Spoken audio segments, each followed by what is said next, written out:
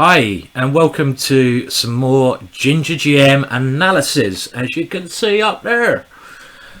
So each week I'm going to take it in turns to play Blitz and then do a little bit of analysis, and this week it's time for some analysis.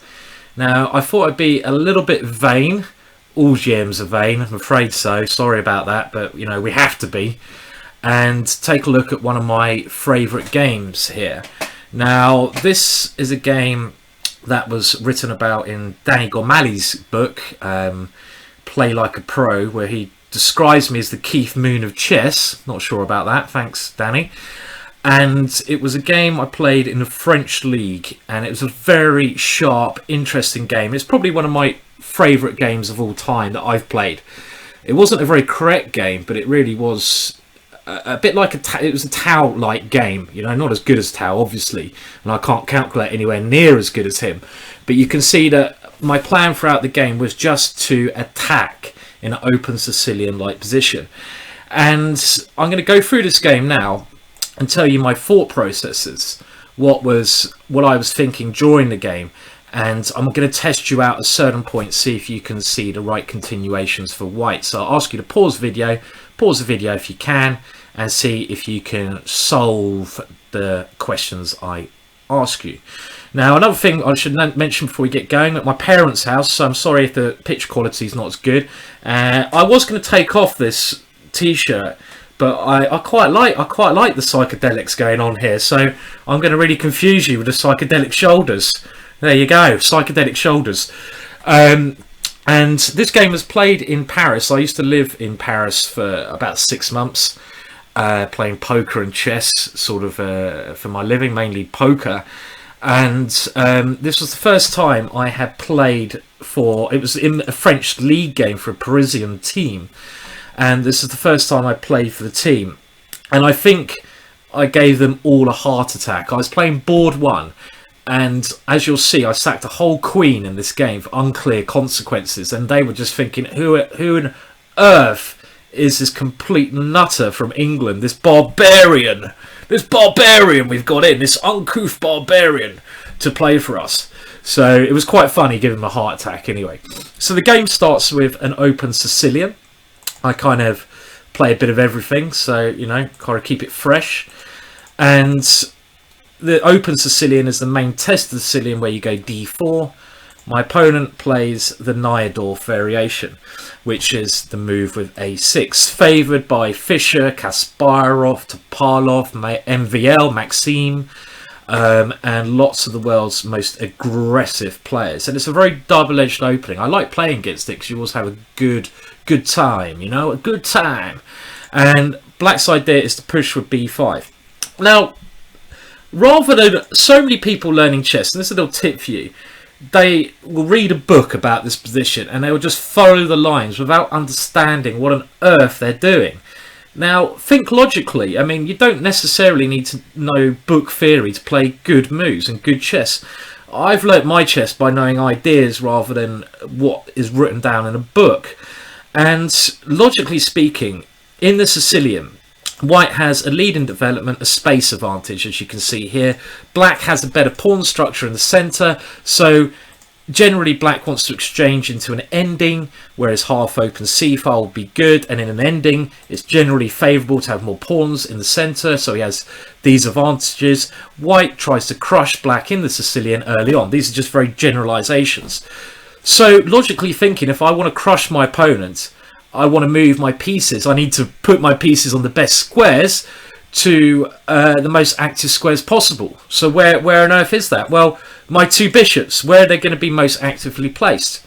Let's think logically. Well, one bishop on c4 is the most active square because I strike through and attack something in my opponent's, the f7 pawn, and the other bishop on g5 because that is also attacking something in my opponent. So if you know, my idea was just put my bishops on the most aggressive squares, put all my pieces on the most aggressive squares and hope something turns up.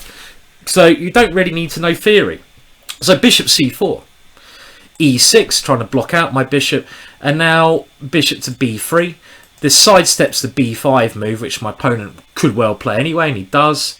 And now, following the principle, my other bishop comes to g5, a very handy pin. My opponent played bishop to e7, breaking the pin. Another common theme in these positions you should watch out for when you have a bishop on b3, and you should watch out for this from the attacker's point of view, and if you play this from the black point of view, is that after a move like knight b d7, there are always possibilities of white sacrificing on e6. So something like bishop takes e6 is always a move that both sides need to be aware of. The point being, after pawn takes, knight takes e6, white gets a knight to a very aggressive square. Now I'm going to go through this game. It's going to be quite quick and fast, so pause at your own will. I'm going to do that because there's so much to get through here. And quite a lot of interesting lines, but I'm going to literally try to show you what I was thinking as I'm going through this. So okay, so instead bishop to e7 played, and now again logically thinking, let's just do this one step at a time.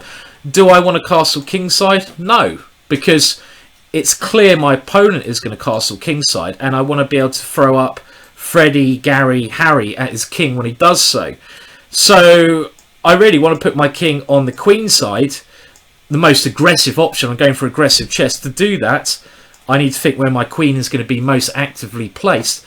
A lot of people might move it to d2 here, but in actual fact on f3 it's much more actively placed, because on this square I'm actually creating some threats with e5 when my queen can maybe take on a8, and also my queen, after my opponent castles kingside, could come to g3 or h3, lining it up against my opponent's king. So these are all sort of quite general principles here I'm doing, and I'm getting ready to castle queenside. So I'm getting my foundation in first before the attack. My opponent made a mistake now with rook a7. Much too cautious, sidestepping this move, too slow. And you can't lose time in these positions. I castle. I'm threatening now e5, and if my opponent takes on e5, knight takes e6. So my opponent here has to get his queen out the way. Queen to a5. And now again, logically thinking, I could not see a way to break through with my pieces here.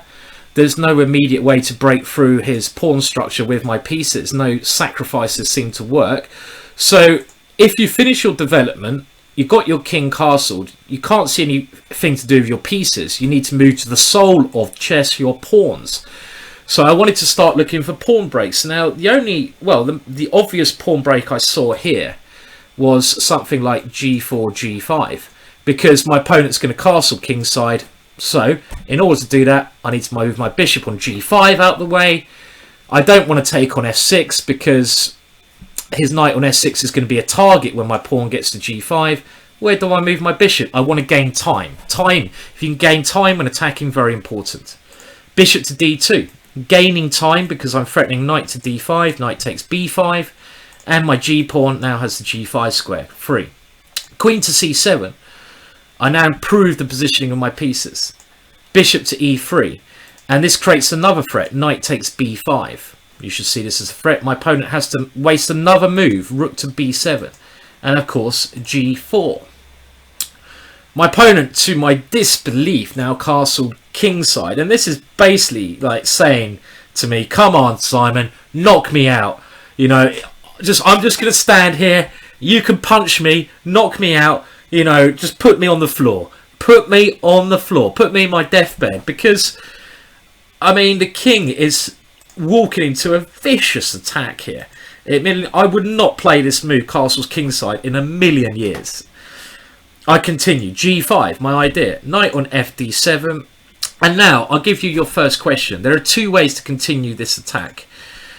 The move I played in the game, and there's another way you can continue attacking. And I don't want you to... I'll ask you to pause the video in a second. I don't want you to just come up with one move. You've got to come up with plans. Plans, as I was trying to tell you earlier on. So, what plans has white got here to create an attack against the black king? And there's two decent plans. One of them is an immediate plan, and I'll give you a clue. The other plan is aimed against the h7 pawn. So what plans do you have here?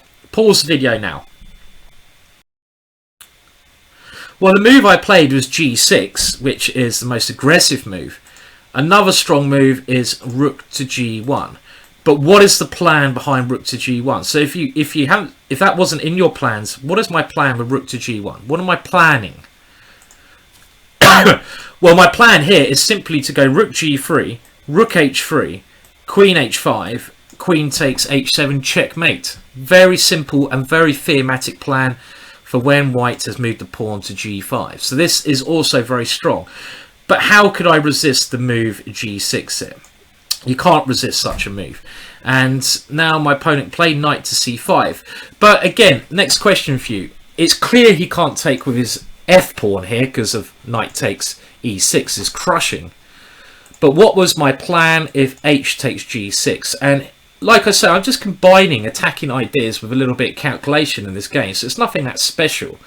I mean, I lost the plot a little bit later on, but you know, you got to be a bit crazy occasionally. What is my plan here? Pause the video if you need to, and it is an immediate breakthrough. Well, my plan here is knight takes e6 with the intention I'm attacking his queen after pawn takes f6. Well, hopefully you can see the idea now. Bishop takes e6 check.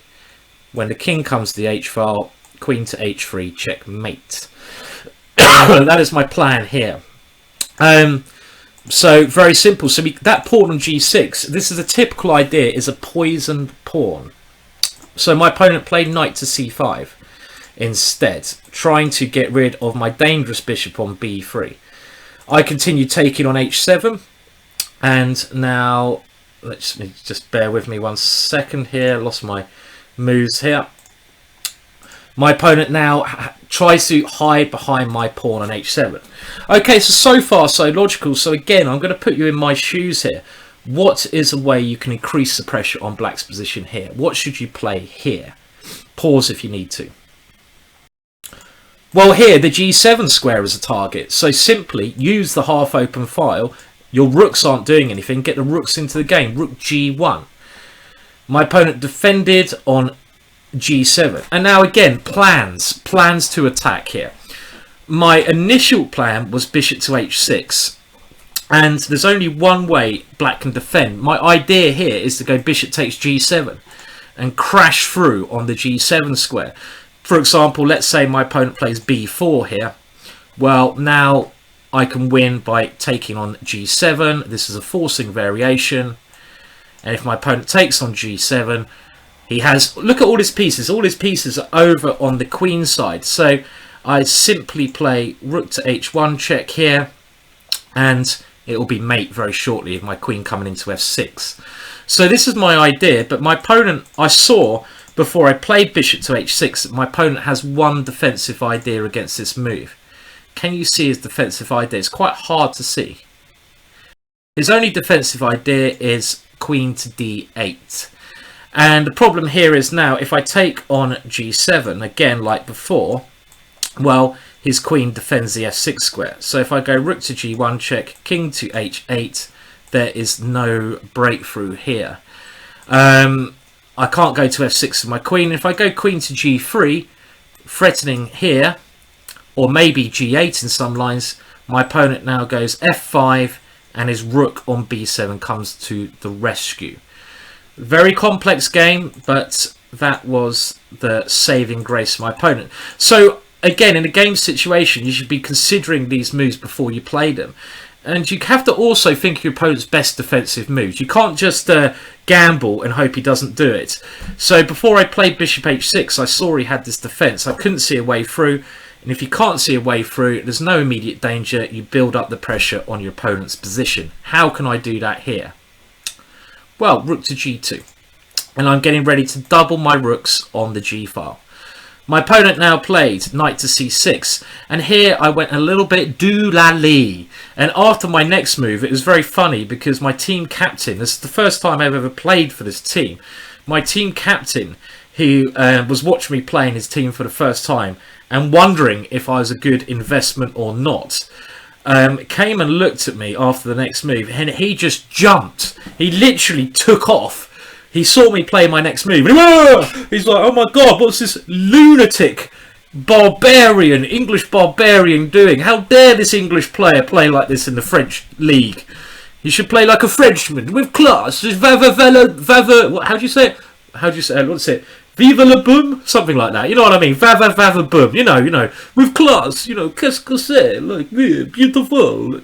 Tapis, tapis, tapis, which means all in, by the way. I know my poker terms in French. 10 pour le 10, but that's all about I know from playing down the poker club. Tapis, if you're ever in a poker club, means all in. My next move was a tapis move. Tapis, tapis. And when you're in France, you have to do these hand movements. Tapis. You have to do it like a Frenchman. I love Paris, by the way.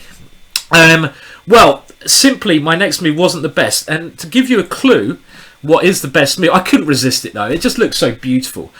Now, in the last line, remember, Black had Queen to D8 as defense. But what is a simple way to win here? Well, a simple way to win is simply taking on C6 and now playing Bishop to H6. And here, Black has no defense against a mass exchange on G7. Because he has no Queen D8 anymore as he did in the last variation. So this is easily winning. But my opponent did not play this. I didn't play this. I played Queen takes F6. The tapis move. And I just saw some amazing variations. I could not resist myself giving up my queen in this way. I give up a queen for a bishop. And I get rid of my opponent's defense of his king. And it's nice to scare a Frenchman now and again. And it's good to scare the French captain. So I played this move. My opponent took back. And now my idea, double here. The idea of rook to G8 checkmate. Coming up. It'll be coming up shortly. There's only one defense for my opponent here. He cannot take on H7. Can you see how white wins this position here? White to play and win. Pause if you need to. Rook to G4 is the way to win this with Rook H4 next move. So my opponent has to keep my pawn here, has to defend G8. He has to play Knight to E7. Only move. And now I bring another piece into the attack. Bishop here with ideas of Bishop G7 check. My opponent played Rook to E8, moving his Rook, and now I checked and took on... Well, I didn't take on F6 yet, because when you're attacking, when you're so much material down, you have to keep the pressure on. And I was trying to think like Tau here, you know, just this is my poor man's Tau effort, and I was trying to play in the spirit of Tau, and I thought I've got to keep creating threats here. And Rook G3 creates a threat. Rook H3 and Rook H8 checkmate. How does my opponent defend this? He has to defend the H8 square. Knight to G6. Now I create another threat. Bishop to F6. Again, my threat is Rook H3. Rook H8 mate because of the pin on the knight. My opponent only move. King to G8. And here, I saw my original idea when I went into this combination was Rook H3, of course. When my original idea was he has to go King F8 because now his knight can take my rook. And here I saw a concept which I used later on in the game. And this was an all-in tapis concept, the tapis move. And that was Knight to F5.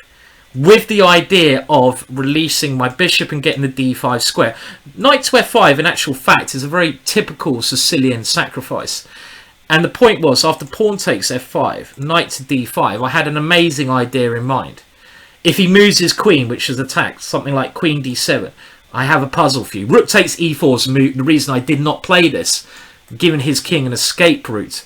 But if Queen to D7, time to pause the video, white to play and checkmate in this position. How can white checkmate in this position through forced moves? Can you see the mate? Pause if you need to.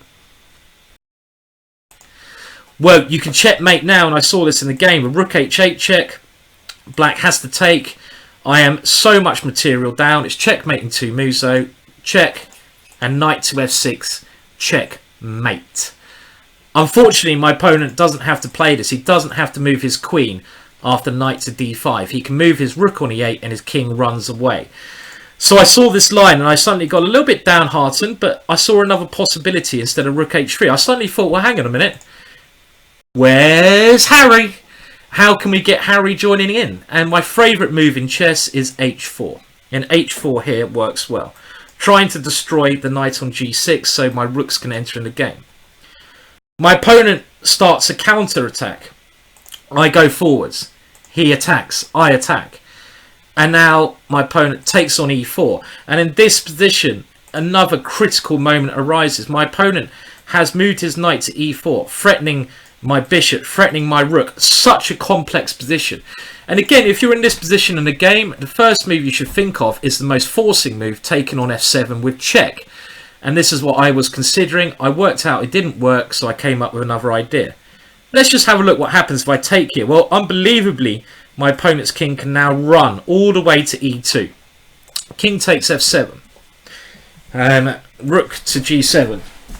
My dog's just come and given me a lick there. So my parents' dog, which I'm looking after. So that was a bit of a shock. But hello.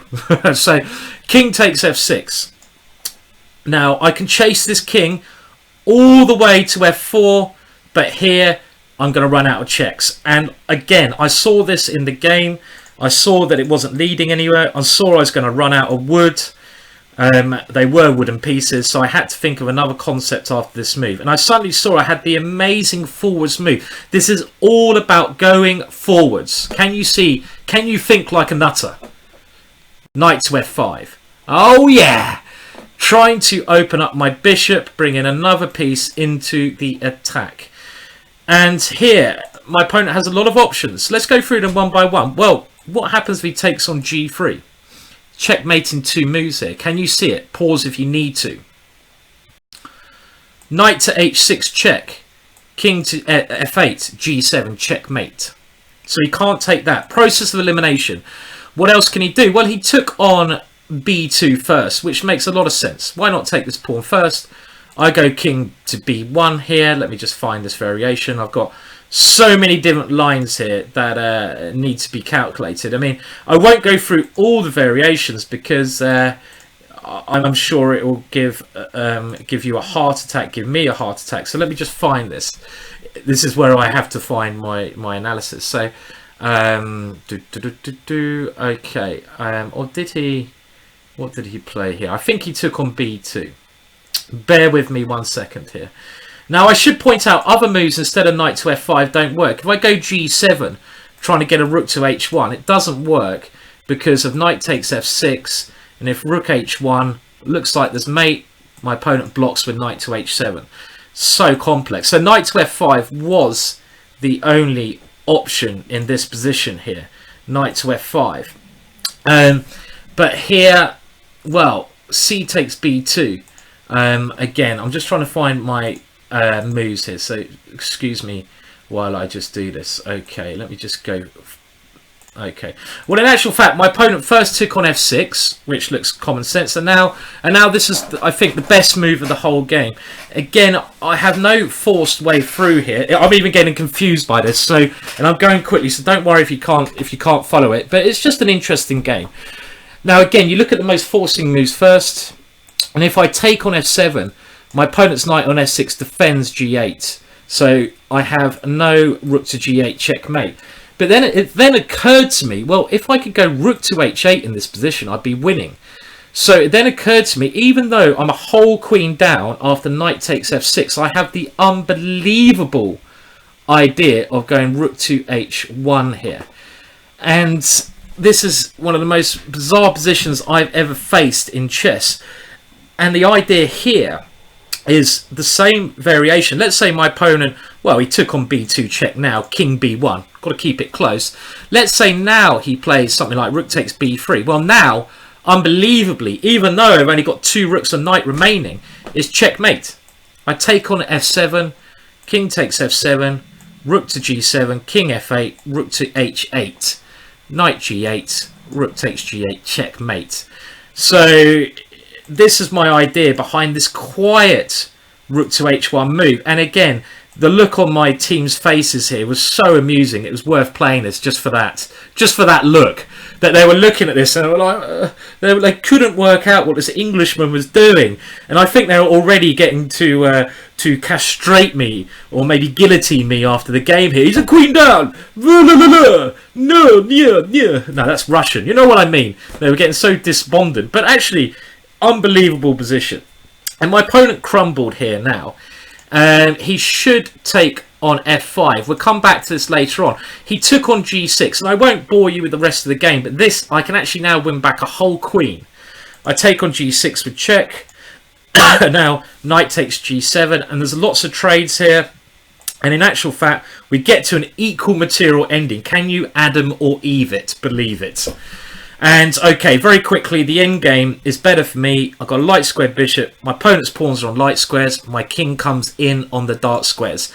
I'm not here for the ending, so I'm not going to show you all of the game. Well, I'll go through it very quickly. How I won. My ending. My king is such a beast. My king came in, and eventually, after king d6, my opponent couldn't go bishop c8 because of king c7. The bishop is lost, and I ended up winning.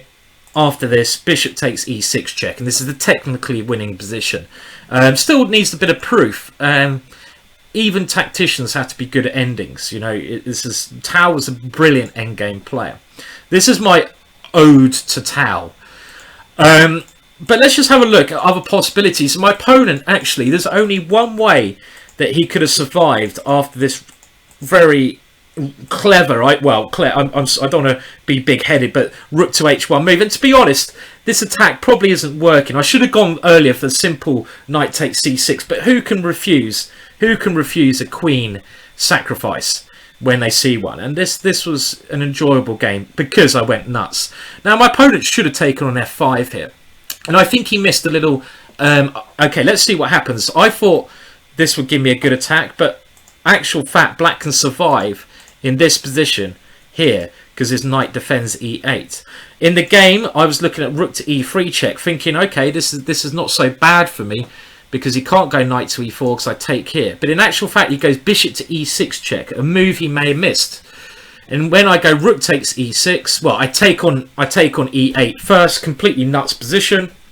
Knight takes, rook takes e6. Instead of going king to d7, when I go rook h7 check, he can actually defend with king to f7. And this is probably the move. This is the move I missed, probably the move my opponent missed. And even though I have a discovered check with my rook, my opponent is okay here, more than okay. He's probably better. So he should have done this line. But anyway, I just wanted to show you one of my favourite games there. My team were quite, very happy after the game, but I gave them some heart attacks during the game. That was my first game in the French league, and brings back fond memories.